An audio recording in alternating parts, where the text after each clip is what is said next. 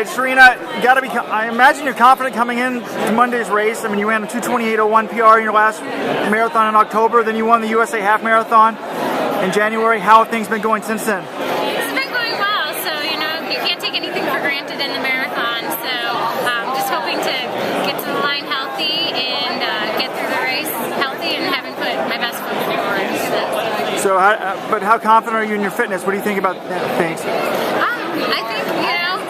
I think I'm doing well, and it'll all kind of come together hopefully on race day.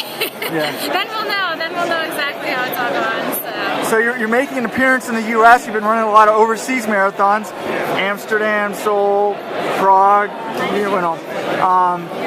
What was the decision to come back to the States? Well, I was here last year in Boston, and I didn't finish the race, so Boston's kind of been on my bucket list for a long time. I grew up just hearing about, the stories of Boston and the history of Boston, so it's been a race that I've always wanted to do, and so having not finished last year, I wanted to come back and rebound and get to the finish line this year. So what happened last year? What was the problem? I was just sick beforehand, so it wasn't my day. Yeah, that's why I'm like, I don't take anything for granted. Like, we still have a couple days.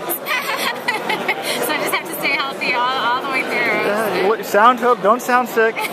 Maybe you should have worn a mask to this thing. I know. A lot of people are in it. Yeah. In a big race like this, it might be hard to sort of have a set particular race with no rabbits, and you never know what the weather's going to be like and the wind, but do you have any sort of game plan, sort of strategy?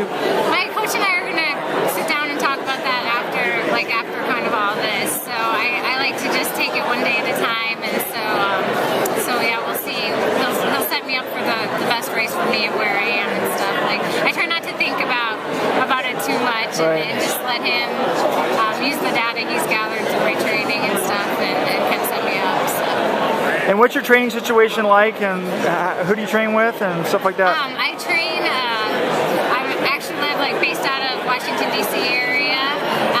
Training with Alyssa McCaig and Jen Bergman, and we actually had been down in Albuquerque to escape the winter and get a little bit of altitude training in. So. Actually, I live in Baltimore now. It's been a bad winter, so that was a smart call. I used to live in D.C. and some winters you get no snow, but this year we got a lot. This was a particularly rough winter for them. Yeah. So were you planning on going to Albuquerque all along, or did you just sort of bolt when it got bad? No, we were, but it was definitely a good move. Definitely a good move to go there and avoid running on the treadmill. So. All right. Well, good luck on Monday. Don't get sick between. You've got 3 days. Thank you so much. Okay, take care.